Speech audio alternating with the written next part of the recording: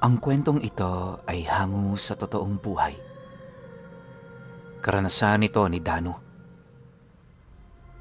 Taong 1973, Barangay Himanag, Camarines Sur.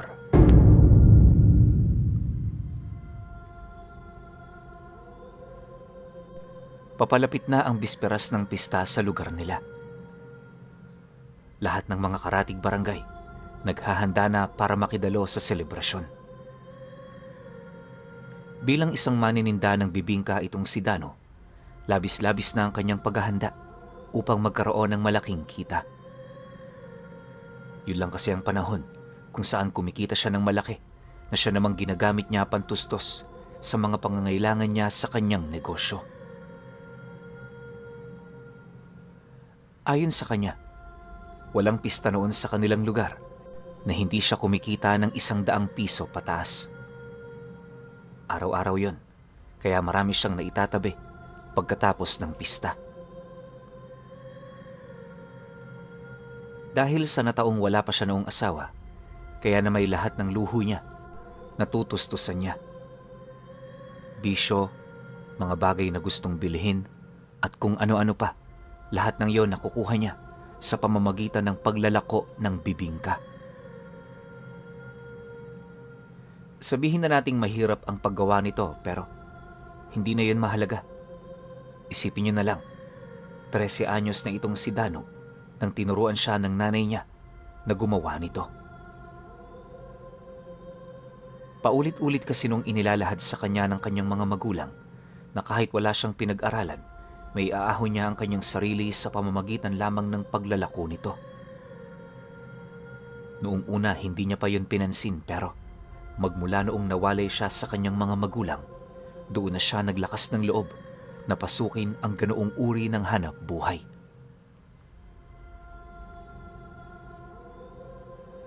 Dahil sa kakaibang lasa ng bibingka ni Dano, marami ang nahumaling dito at kalaunay dumami ng dumami ang kanyang parokyano. Nagkaroon din siya ng maraming kakilala, pero hindi lahat ng taong yon maituturing niyang kaibigan. Yung iba kasi, nakikipaglapit lamang sa kanya para malaman ang kanyang sikreto sa paggawa nito. Pero lingid sa kaalaman ng karamihan, maliban sa masarap na lasa ng bibingka, merong lihim na itinatago itong si Dano at yun ay ang kaalaman niya pagdating sa paggawa ng mga gayuma. Tama kayo nang narinig, pinuno. Isang manggagawa ng gayuma itong si Dano. Ang kaso lang, hindi ito ang tipikal na gayumang kadalasang ginagamit sa pag-ibig. Ang gayumang nililikha niya, may kakayahang paibigin ang isang aswang na natitipuhan niya. Lahat ng nasa panig ng kaliwa walang takas sa abilidad niyang yon, kaya sa abot ng kanyang makakaya, inililihim niya ito sa lahat. Buong buhay kasi ni Dano, iisa lang ang kanyang nais mangyari, at yon ay magkaroon ng kapitan ng isang nilalang na may mataas na katungkulan sa puwersa ng kasamaan. Kaya niya ito hinahangad ay dahil sa mga magulang niyang 8 dekada nang nawawala. Ayon kay Dano, malakas ang kanyang kutob na isinamayo ng isang ermitanyo ng kaliwa. Walang malinaw na dahilan kung bakit yun nangyari, pero naniniwala siya may kaugnayan nito sa kanya.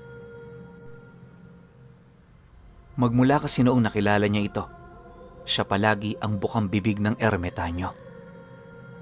Ilang ulit din siya nitong inalok na maging disipulo, pero hindi pumayag ang kanyang mga magulang. Dahil sa pasya ng dalawa, unti-unti nang nagkaroon ng lamat ang kanilang pakikisama sa matanda, hanggang sa dumating ang puntong umalis ang tatlo nang wala man lang pasabi sa kanya.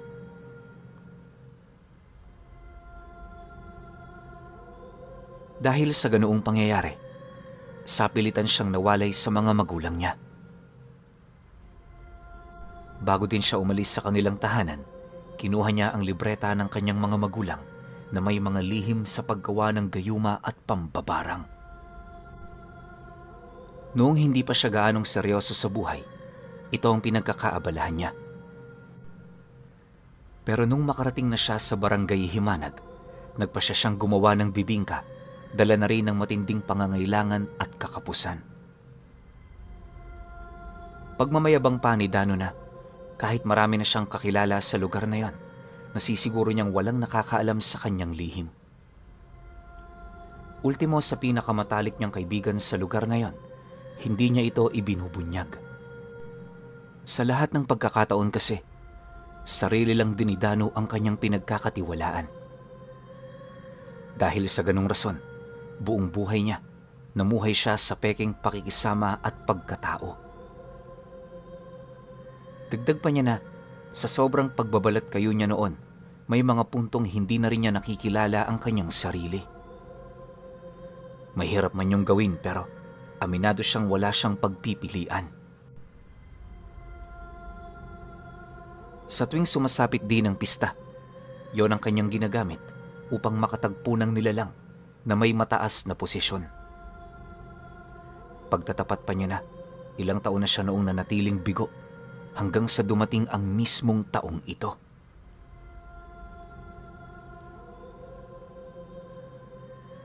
Matapos makapaghanda ni Dano, mag-iisang araw din siyang nagpahinga bago gumawa ng bibingka. Habang niluluto niya ito, maigi naman niyang tinimpla ang mga gayumang ilang taon na niyang tinatago. Alam naman niyang malakas pa ang bisa nito pero para makasiguro, kinakailangan niyang doblehin yon. Pagsapit naman ng bisperas, mula sa barangay ng Himanag, pinasan niya ang niluto niyang bibingka ng halos ilang kilometro. Ilang oras din niyang binuno ang daan hanggang sa marating na niya ang isang malaking ilog. Mula sa lugar na yon, nag-arkila siya ng bangka para lamang makarating sa karatig barangay. Hindi na niya inisip ang kanyang gastos, gawa ng alam naman niyang mababawi niya ito. Nang marating na niya ang lugar na yon, agad naman niyang inilatag ang mga paninda niyang bibingka. Pagsilay naman ng mga tao sa tinda niya, paisa-isa na rin yung lumapit para magtanong. Hindi naglaon, nang marami na ang bumibili, mabilis naman niya itong inabutan ng kanyang paninda upang sa lalong madaling panahon, maubos na niya ito. Kung iisipin kasi, hindi naman talaga ang pagninegosyo ang kanyang pakay sa lugar, bagkus ay ang paghahanap ng magiging katipan. Pagpatak ng alas 11 ng gabi, kasalukuyan ang nagkakasiyahan ng mga tao sa lugar na yon. Halos walang humpayang naging sayawan na siya namang nagdulot ng tuwa kay Dano. Sa sobrang pagkaaliw, pansamantala niyang nakalimutan ang kanyang pakay sa lugar. Makalipas pa ang ilang minutong pagmamasid, laking gulat na lamang niya nang may dumaang mag-ama na nakasuot ng itim na damit. Diretso lang ang paglakad nito sa harapan ng liwasan hanggang sa tuluyan na itong makalayo. Paglanghap naman niya ng kakaiba nitong presensya, dali-dali naman niya itong sinundan hanggang sa makarating na siya sa daang purong kakahuyan. Wala nang kabahay-bahay sa lugar na yon, gawa ng nasa labas na yon ang baryo. Sa pagpapatuloy ng kanyang pagmamasid sa paligid, bigo naman niyang masilayan ang dalawa.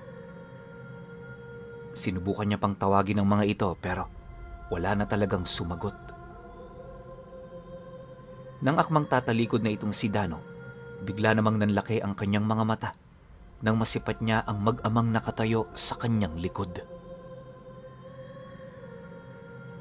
Akmang magsasalita na sana siya, sapilitan naman siyang itinulak ng matanda hanggang sa lumapat na ang kanyang likod sa katawan ng isang puno.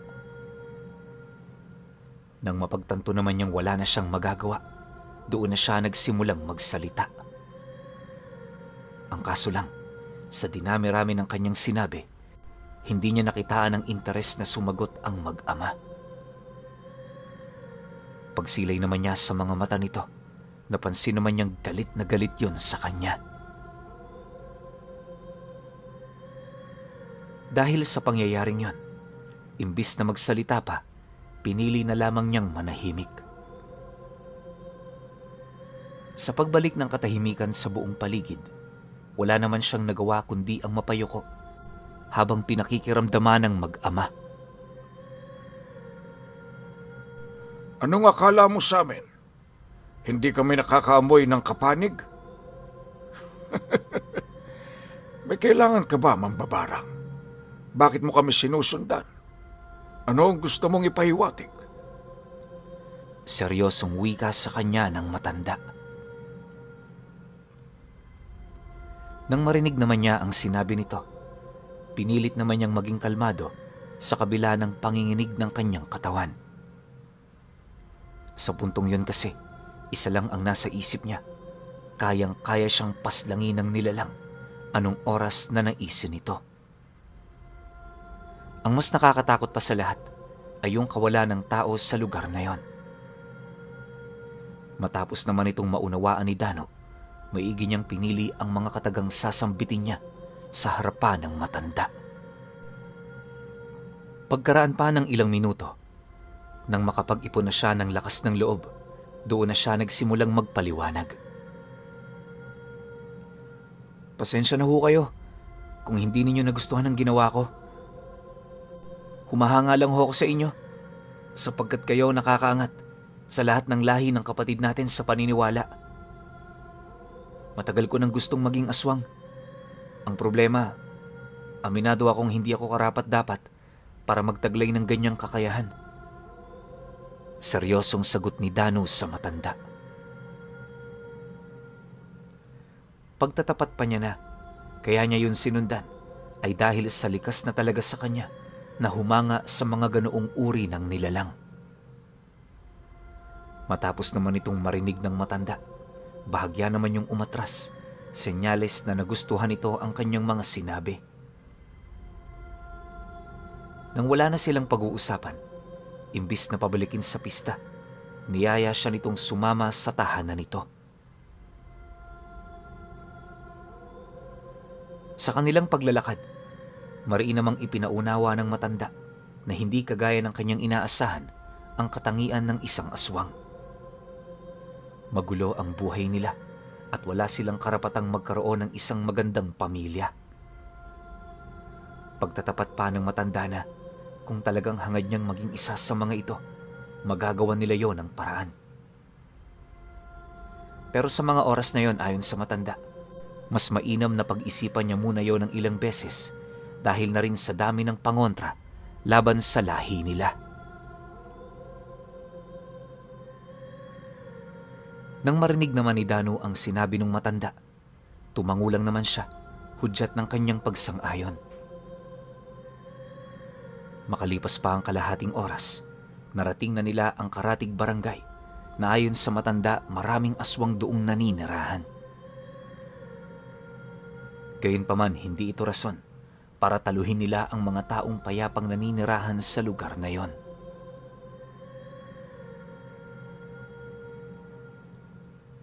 Hindi naglaon.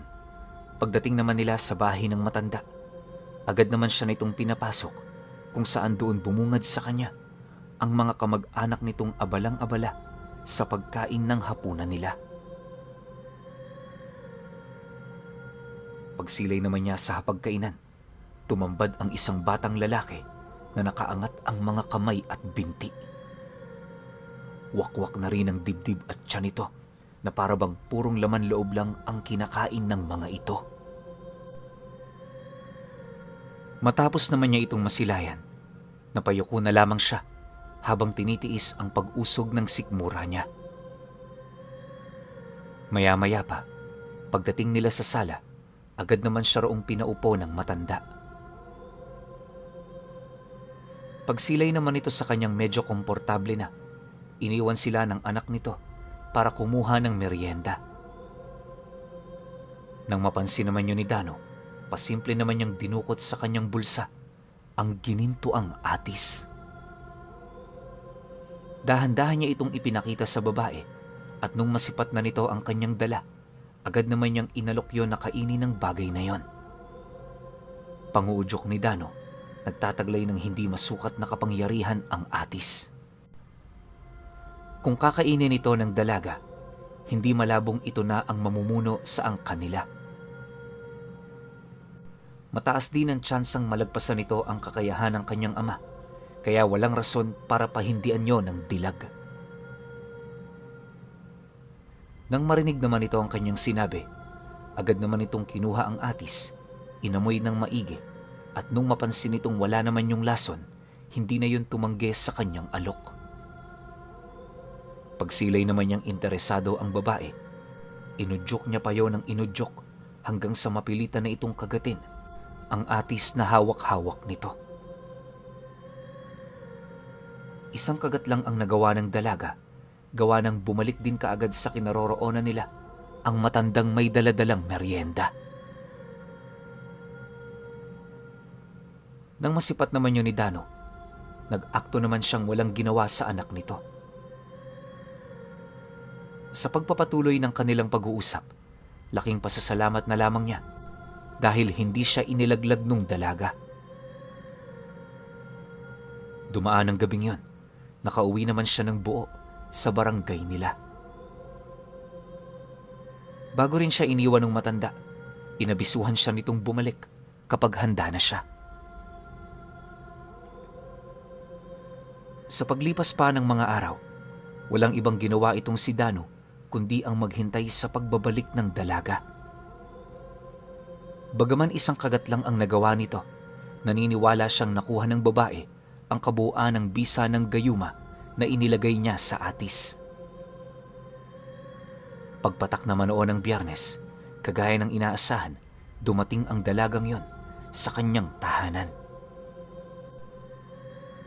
Sinalubong siya nito ng matinding pagkagalak na animoy asawa niya itong matagal na panahon nang nawalay sa kanya. Pagpasok naman ito sa loob ng bahay, una niyang napansin ang kakaiba nitong pagtrato sa kanya. Bagaman takang-taka siya, hindi na siya nagulat sa mga nangyari, lalo pat matagal na niyang nasukat ang bisa ng kanyang mga panggayuma. Sa loob ng isang buwan, pabalik-balik sa bahay niya ang dalaga, hanggang sa kalaunay nagpasya na itong sumama na sa kanya. Hindi naman yon tinutulan ng ama nito, gawa ng wala itong ibang hangad, kundi ang mapabuti ang kanyang anak. Si Dano naman noon, walang ibang nagawa kundi kupkupin ito. Itinuring naman niya yon bilang isang tunay na asawa. Ang kaso lang, hindi nawala yung kagustuhan niyang mahanap ang mga magulang niya. Alinsunod sa kanyang plano, inalila niya ang dalaga kung saan ito ang gumawa ng mga paraan na itinuturing niyang imposible para sa kanyang abilidad. Gabi-gabi lumilipad ang dalagang yon para hanapin ang mga magulang niya. Marami na rin itong napagtanungan pero nanatili pa rin itong bigo sa paghahanap ng mga bakas na maaaring makapagturo sa eksaktong kinaroroonan ng kanyang pamilya. Lumipas pa ang 2 taon. Unti-unti na ring nawawala ng pag-asa itong si Dano hanggang sa kalaunay pinatigil niya na ito sa mga ginagawa nitong pagtulong.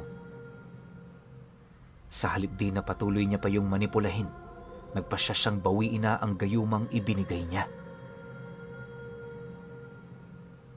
Akala niya doon na magtatapos ang lahat, pero nang manumbalik na ang babae sa dati nitong wisyo, nagulat na lamang siya nang ipagtapat nitong totoo ang pag-ibig na ipinakita niya.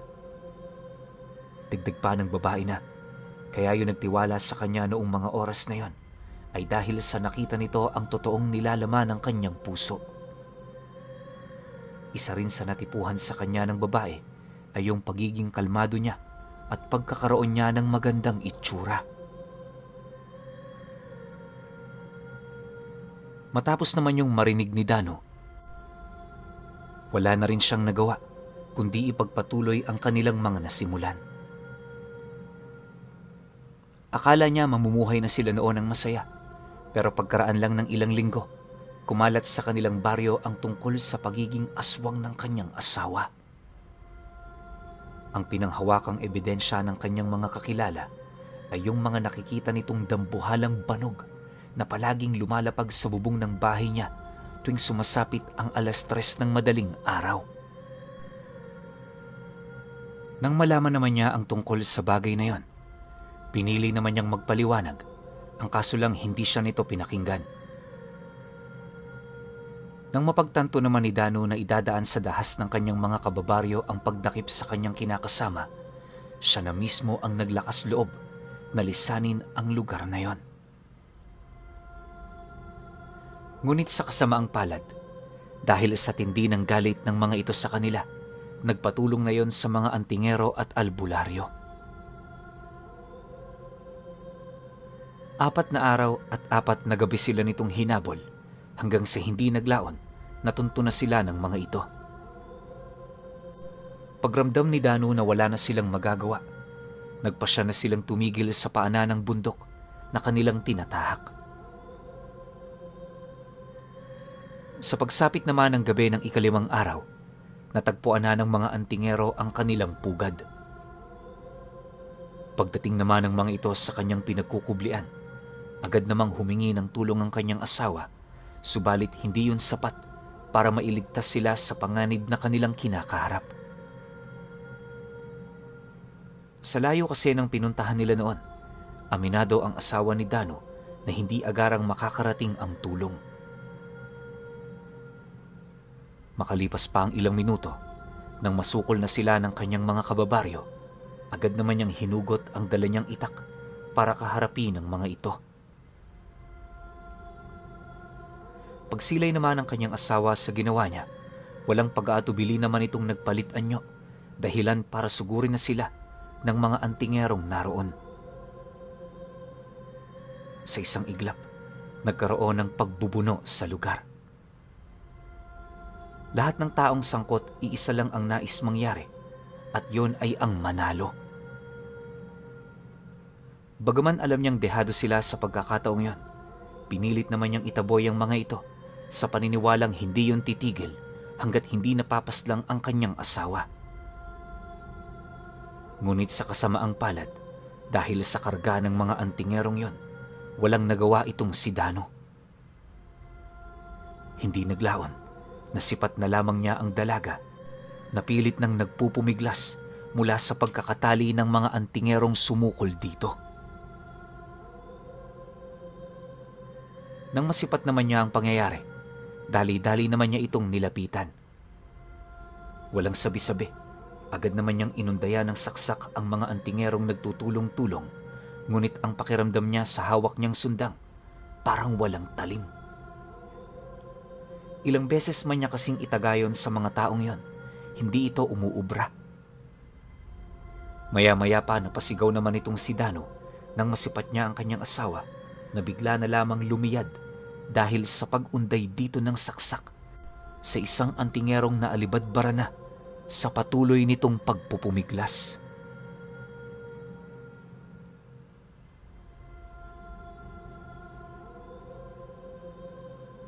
Pagkaraan pa ng 10 minutong pakikipaglaban nito, tuluyan na ngayong nanghina at kalaunay namatay.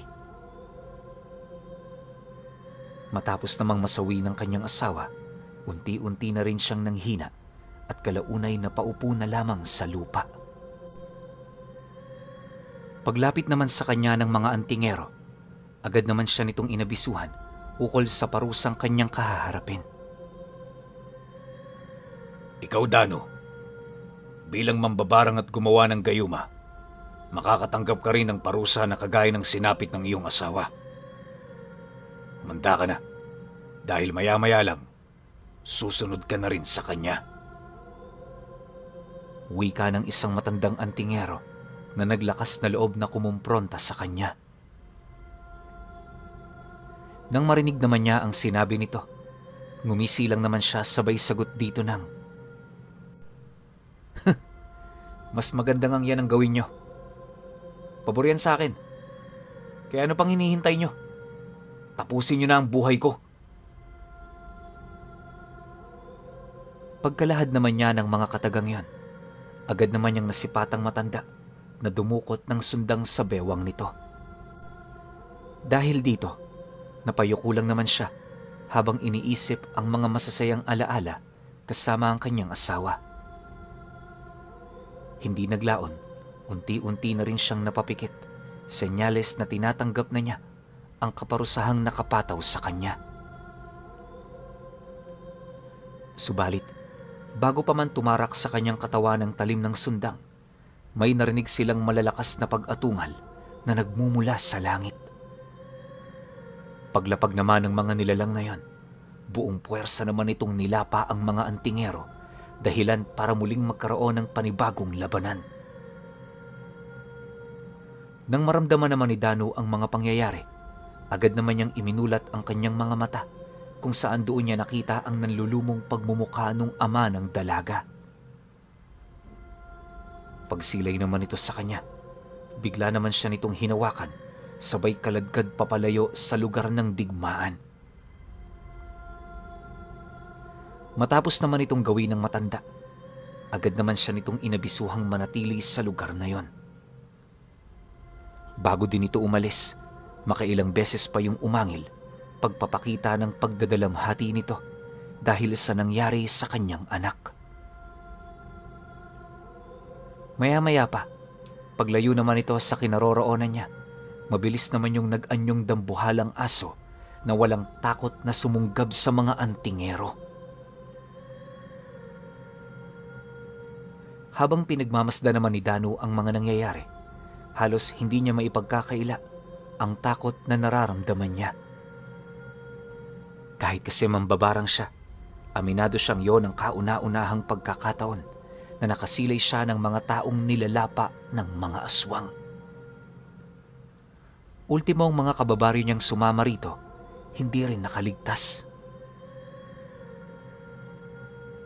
Pagkaraan pa ng kalahating oras, tatatlong antingero na lamang ang naiwang nakatayo at buong tapang na nakikipaglaban. Sinubukan pa nitong pumatay ng maraming aswang pero dahil sa nasukol na sila ng mga ito, wala na rin yung nagawa kundi ang mamatay sa kamay ng mga nilalang. Maya-maya pa, nang ang matandang antingero na lamang ang natira, agad naman yung kinaladkad ng ama ng kanyang pumanaw na asawa para iharap sa kanya. Pagsilay naman doon ni Dano ng malapitan, bahagya naman siyang napatahimik nang marinig niyang magwika ang matandang aswang nang, "Ito ang kumitil sa buhay ng anak ko. Gustong-gusto ko siyang patayin gamit ang mga kamay ko.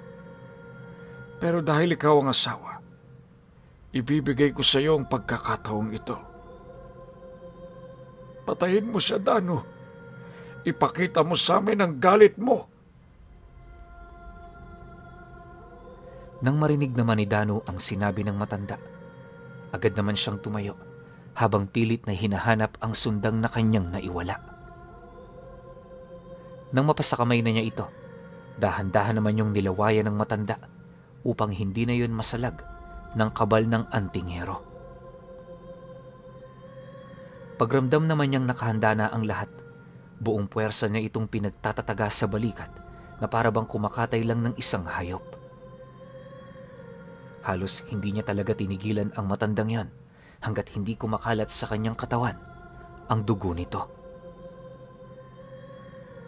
Pagsilay naman niyang mahati na sa dalawa ang katawan nito, doon pa lamang siya nagpasyang tumigil. Matapos ang pangyayari, pakiramdam ni Dano, kakaibang tao na siya. Duming-dumi na ang paningin niya sa katawan niya, kung saan ilang beses niyang pinagtangkaan ang sarili niyang buhay.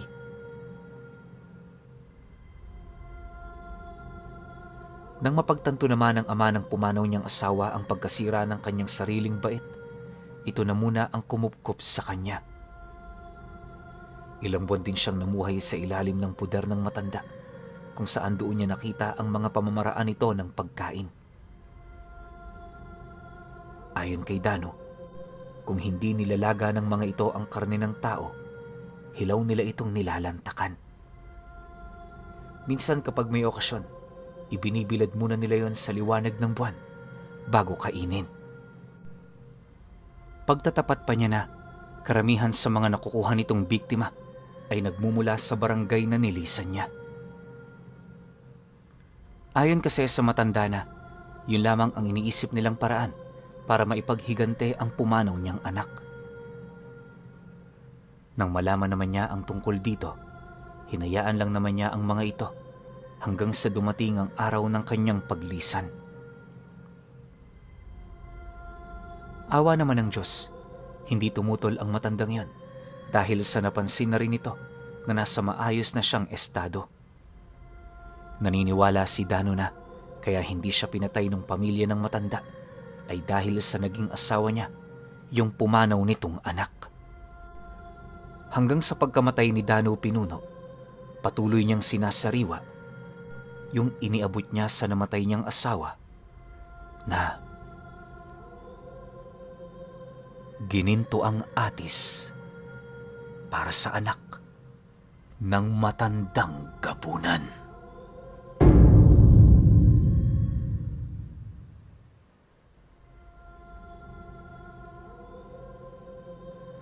Okay.